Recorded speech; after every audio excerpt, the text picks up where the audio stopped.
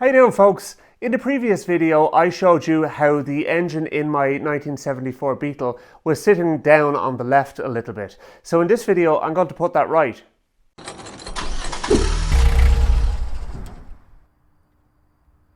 There are two jobs I'm going to tackle in order to try and straighten the engine out in the engine bay.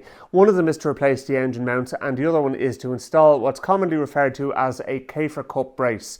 It basically is a brace that ties the two frame horns to the shock strut towers, and we'll be installing one of them in this video as well. And then we'll see how the engine actually sits in the car at a later stage when I actually have the engine back in. But we're going to take a few measurements and we'll see how it looks at this point. So you'll see I've skipped ahead quite a bit here by taking the engine out and in actual fact removing the engine mounts as well and the brace that goes under the gearbox. So this is the brace that goes under the gearbox, and I've only recently learned that there are actually different versions of these. There's a heavy duty version as well. Now you might want to install one of them. I haven't got one, so I'm going to reinstall the original. But look, it's what we've got at the moment, so we'll just work with what we've got. So that's hopefully between using this new engine mounts and the brace, we should be all right though. So this will sit up there anyway when we're actually it doesn't go like that, doesn't it? Yeah, it goes like that. So yeah, that'll be like that, but what we have is a few brackets to install, and we also have to get our engine mounts refitted.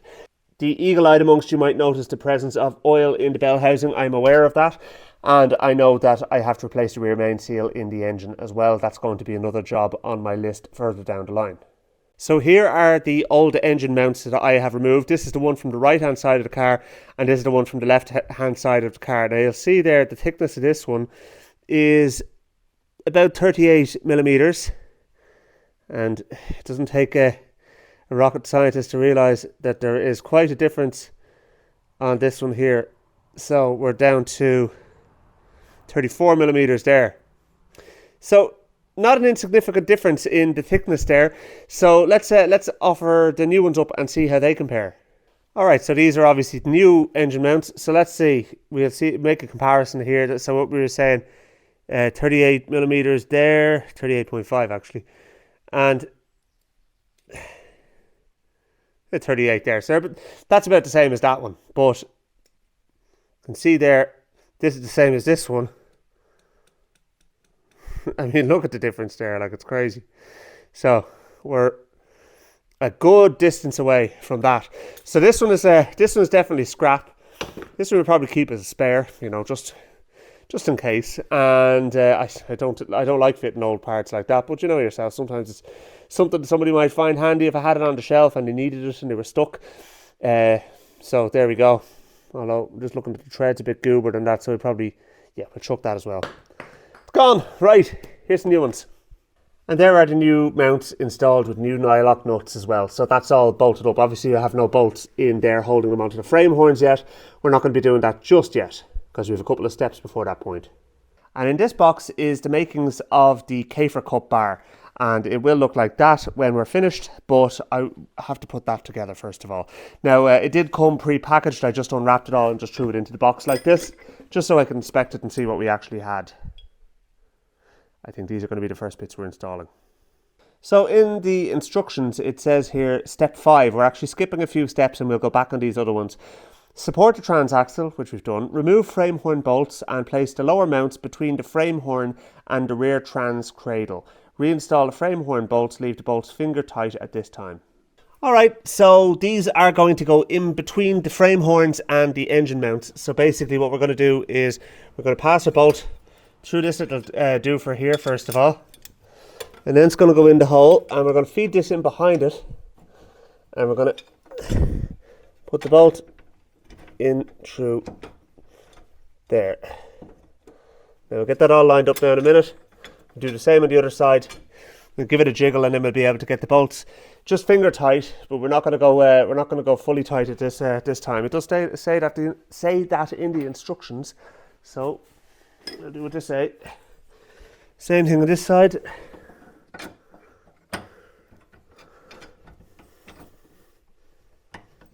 Alright, I'm just going to lower the gearbox down ever so slightly. It's just been held on a jack here. Alright.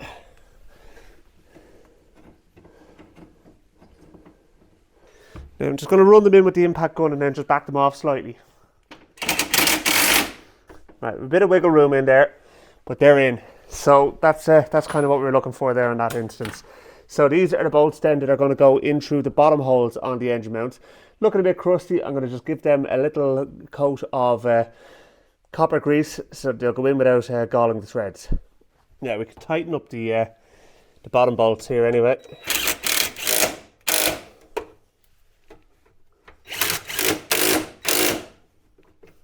All right. So that's that assembly done. And we still have a bit of wiggle room on those two brackets, which is what we're after. Okay, so they're all buttoned in and tight. So now the next thing we have is something of a straight edge going along from one side of the engine bay to the other. And essentially what I want to do is I want to make sure that this is actually centered up with this. So here's an interesting one now. I actually just dried that. I hope it's not my gearbox leaking. That'll be a pain in the arse.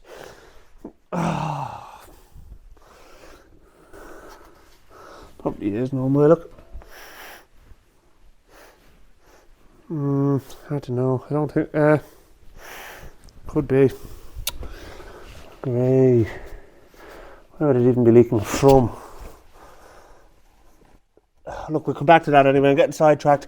Right, anyway, I'm going to get a measuring tape and I'm going to measure from there to there and there to there, and we're going to just take a few datum points and we're going to see how we're looking, because if it's centered up at that, then it means we don't really need to put much tension on the Kafer Cup brace. But the Kafer Cup brace, what it will do is it'll stop things from twisting in the first instance, and that's really what we're looking to do at this point. It's an unusual thing to be using on a car as a spirit level, but for this exercise it's actually fine because that is bang on level there, right? So what we need to do now is we need to find out if the gearbox is actually level. So how are we going to do that? Let me have a think about this one. You know what, I can even eyeball this and see that it's not right. It should be about there. So that's about 5 millimeters too low on the left side. Let's just I'm not going to eyeball it obviously, but it's just to get a rough idea as to which way we need to go. So let's throw that on there, and then what we'll do is we'll start taking some measurements. So that can go there, right? Accelerator cable's in the way. So that needs to come up to there. It doesn't look like a lot, but it is insofar as whatever way you twist and turn it, that is on the piss.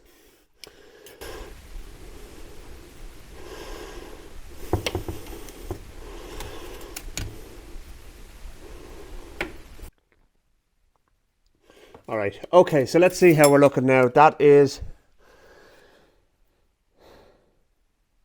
bang on 5 millimeters. Okay, so it needs to come up on that bolt there. That needs to go 5 millimeters higher, and or basically 2.5 up there, 2.5 down there. Either way, it needs to be straightened out. I would imagine basically 5 millimeters up on this side, because the torque of the engine is going to want it to kind of twist.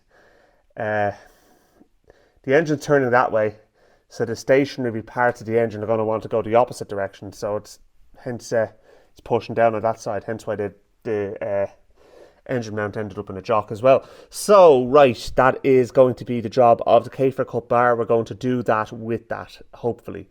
So what we may end up wanting to do is get everything in loosely, jack up that side of the gearbox, and then try and put a little bit of a tension on that to hold it in position. And hopefully we'll do it without having to put too much kind of pulling force on the rod ends of the Kafer Cup bar. And we'll see how we're looking. So right, let's get the rest of the system in. So what I'm going to do now is I'm going to raise the car up on the ramp. If you haven't got a ramp, you're just kind of doing this underneath the car basically, but I do, and what it's going to do is it's going to help me to show you how to do this job a little bit better, and at least we can all figure it out we can all figure it out together. I may end up showing you how not to do it as well. That's the other side of it. Right, so clearly the car is up on the ramp now, and what I did was I took a little bit of time to make sure it was level going up on the ramp, or level enough for the purposes of this exercise. I don't think I'm going to get surgical precision on this, but I think if I get it within the ballpark, we should be all right. So next thing to do is to consult the book of instructions and see what is the next step. Or should I say the first step? Remove your upper shock mount bolt and either remove the shock or swing it out of the way. Install the longer upper shock mount bolt supplied and crossbar end link and mark for a 2-inch hole to be drilled through your fender apron to allow the horizontal truss bar with time to bolt to the end link.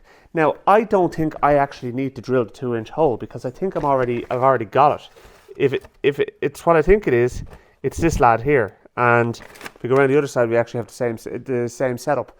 Or more or less the same setup anyway. I mean, it's slightly smaller, but I think it will do the trick. Fingers crossed anyway. Right, let's send a few Ugga Duggas.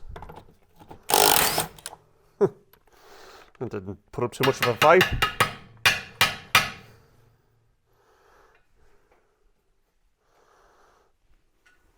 I'll take that bolt out now in a second.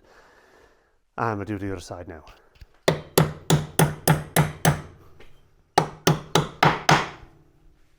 We need to figure out a way of just prying that back in there without making it balls of the bodywork.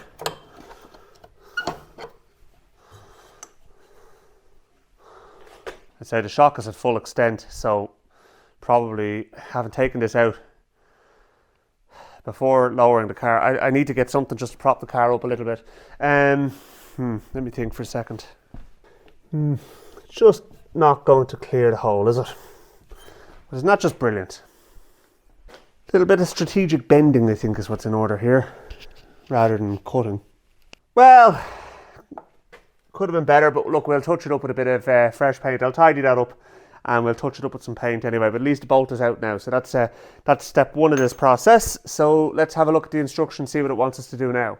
So I have the shock pushed down out of the way and we have our hole here, and I'll show you now the way this is supposed to work. At least this is my understanding of it.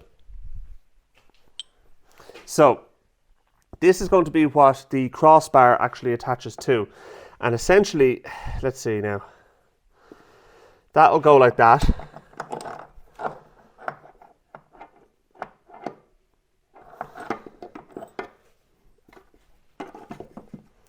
Let's see, hang on a second now. Okay, so pop that there. And then this will go like, yeah, okay, so it sticks through basically like with the tab going through the hole, and then that is going to be the point where the bar attaches to going straight across and tying in with the other side. So what we need is, unfortunately, I'm going to have to do a little bit of cutting here. Not a huge amount, but it's going to have to this hole is just going to have to be made a little bit larger. So I'm going to do that now. So let's get this out of the way. And as I said, once we've got everything together, I'll do a little bit of touching up on the paint situation and we should be good to go. So I'm just going to get a little tickle with the grinder there and see how we go. A few clues there as to what colour the car used to be. All colours. Yeah. Well, yellow. But yeah, the hole looks okay. And it actually used to be green as well in a former life. It was a kind of a metallic bottle green. I never saw it like that. And when I bought it, it was silver. So now we should have moderate success in getting this into place. At least the shocks are working anyway. That's something. Oh, there we go. Right, so that goes there. It's going to pass through here.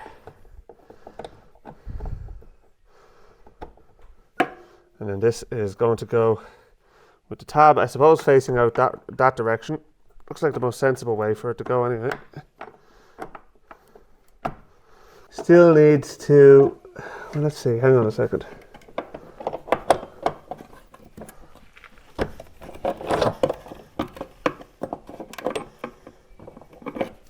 What if this is the wrong one?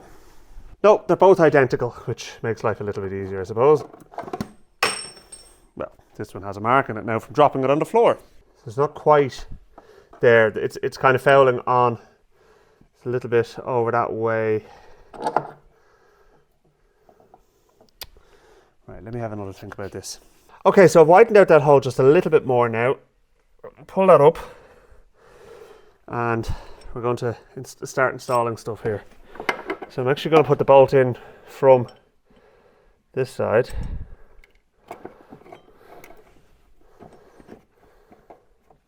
If I can.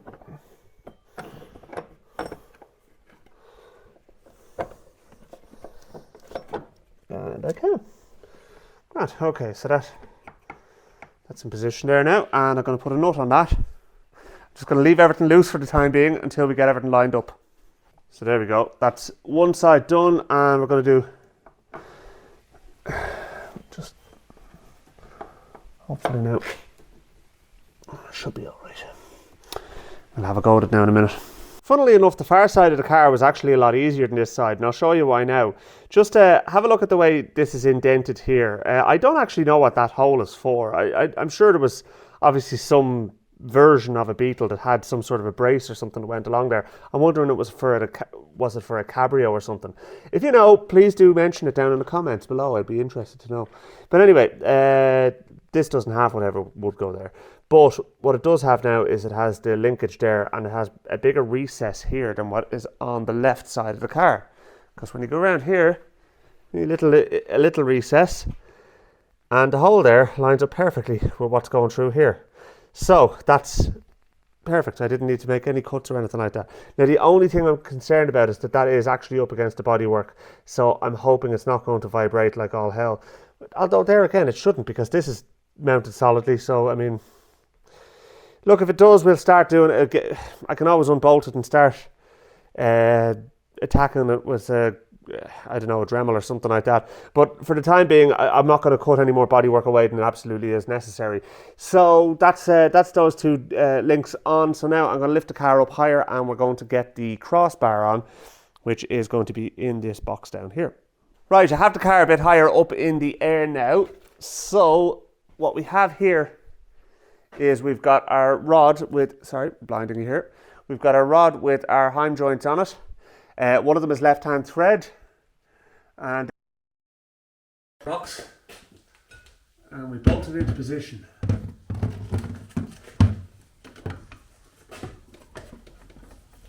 We'll just get one of them started.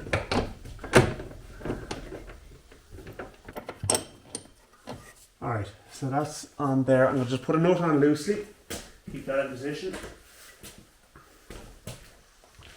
I know you guys can't see much. I can assure you I can't see a huge amount myself either. Oh right, yeah, that's because I haven't got my light on. What I'll do is I'll show you after I've got these on what way they're looking, because I can get the camera in closely when I'm not actually trying to get them up in place. Okay, that's one on loosely. Can we get this one in? I need to adjust out the rod ends ever so slightly. This needs to get screwed in a bit more.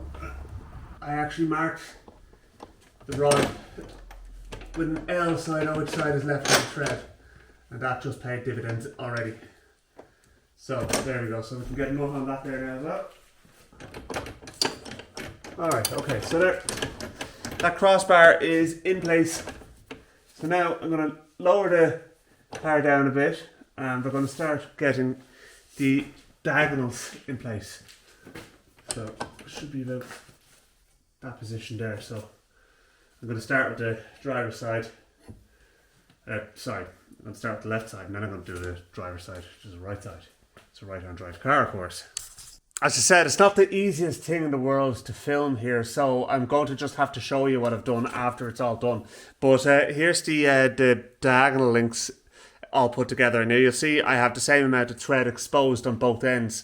So we're going to just drop a bolt in here. The other thing I had to do actually, by the way, is I had to undo the starter motor power feeder cable because it was in the way. And I mean, you could have worked around it and bent it around, but like then you're just asking for problems with it chafing or something like that. So now, just to get the bolts lined up in the holes, I'm turning the rod, and that's it basically with the two bolts dropped in. So I'm going to put the nuts on them now. Now we're not as fussed about putting tension on this side as we are about putting tension on the other side, but we still want to have a bit. We don't want it to be slack, because otherwise then it's pointless having the bar, and while one side is pushing, the other one is pulling, so to kind of give a kind of an anti-torque kind of effort. Alright, okay, so there we go. So there's all our diagonals. That's all our hardware actually in for the bar. So now what I'm going to do is I'm going to start making the adjustments that need to be made. So what I want to do though, first of all, before I do any of those types of adjustments, is just want to get, let's see, so I have the rose joints underneath the brackets here, but I think if I can actually get them on the top instead of the bottom, it would be better. So I might just see if I can do that. I'll bring it back when I have. And here we are with everything tightened up and sorted. Now, the only thing left to do is to make the adjustments. But it's all looking pretty good. So we have it going across there. Unfortunately enough, it doesn't seem to be fouling anything, which is great. And we have the two down links going down to here to the brackets on the engine mounts. They're tightened up as well, 166 foot-pounds, FYI. And that's all sorted. So, next thing to do now is to try and get everything leveled up, because that's the real reason we're here. Oh, by the way, while we're under here, see this little lad here? Rear anti-roll bar on the 1303. Absolutely transforms how these cars drive. If you have a 1302 or 1303, go and get yourself one. They turn it into like a modern car, how it handles the road at higher speed. Transformative is the only word. Make the noise. Oh wait, yeah, it's not one of those type of levels, is it? Yeah, close enough. So yeah, I'm pretty happy with that now, to be honest with you. It's, let's see now. Like, to be honest with you, it could come up ever so slightly on the left still, but I don't want to overdo it. And in any case, I'm actually after running out of length on that rod. Now, what I could do is maybe kind of move things around a little bit to get an extra bit. But as it stands, that's a vast improvement over the way it was before. Plus, I've also got the benefit of the engine mounts having been replaced as well. So the only last thing I want to do now is just to measure from the center of the shaft out to the sides of the car and make sure that the gearbox is relatively centered up in the middle of the car as well, which it really should be. I mean, I can't see, they're not going to have pushed it over to any great degree, but it should be fairly close. I'm going to check it anyway, and then we'll call it a win. So I've taken a couple of measurements, both out to the side of the bodywork there and out to the edge of the drums, and it's fine. I mean, look, if it's a couple of millimeters in either direction, that's about all it is. So I'm going to call that a win. So, do you know what? The next thing I'm going to do is I'm going to start actually tidying up the engine bay, and we're going to start having a look and see what we can do with the likes of wiring and pipework, and try and get that all straightened out so that we can actually look at getting the engine back in. And then I need to clean out the bell house and get the engine oil out of there and everything as well. And you might have noticed, by the way, I'm a little hoarse. This is actually quite a few days after the last section of the video where I installed this brace. And I've now got a bloody dose, but look, it is what it is. We'll soldier on.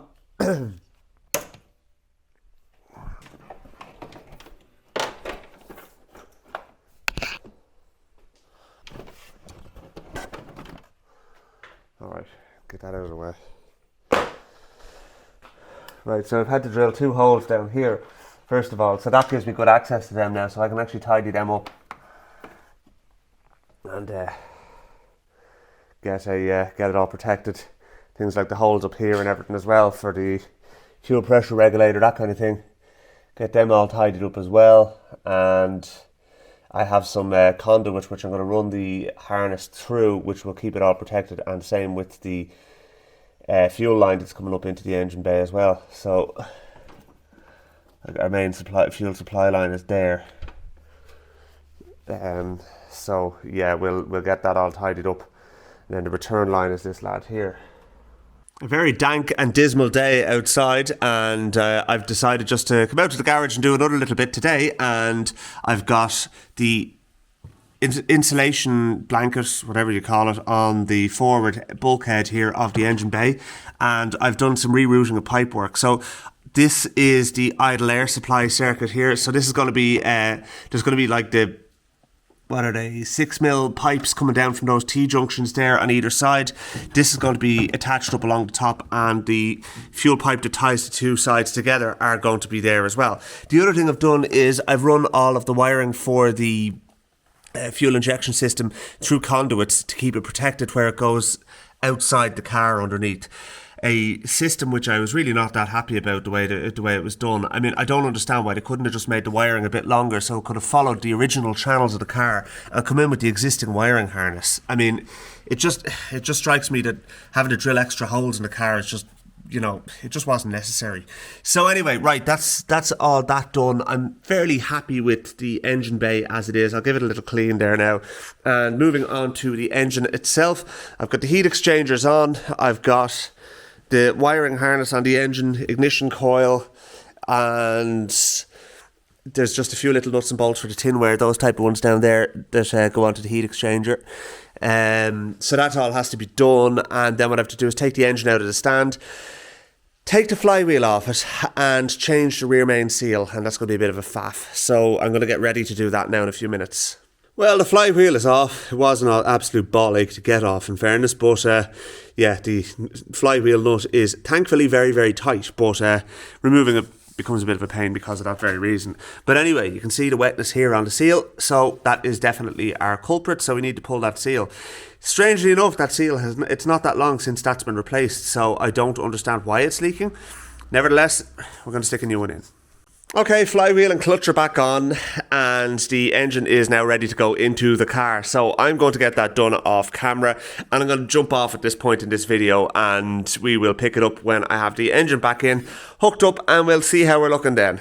And I'm pleased to report that the engine is now bolted in and the exhaust is loosely mounted there. I haven't actually got it bolted in yet, just sitting in position to make sure everything is squared away and level, and it looks brilliant. So I'm really, really happy with that. So this, as I said, is a good jumping off point for this video. We've accomplished what we set out to do. The engine mounts are changed, the brace is in and the engine's back in, and it is now level. So definitely a worthwhile venture, even if it was an absolute pain in the butt taking the engine out and putting it back in. But it's done now anyway, so I'm going to just get everything buttoned up and finished off here. And what we'll do is we'll pick this up in a later video where I actually get the engine running right. So there's still a good bit more to do with this car, so we'll plow ahead. But I will see you in a future video. Please hit the subscribe button before you go if you haven't already. I really do appreciate it, and I'll chat to you then. Thanks for watching.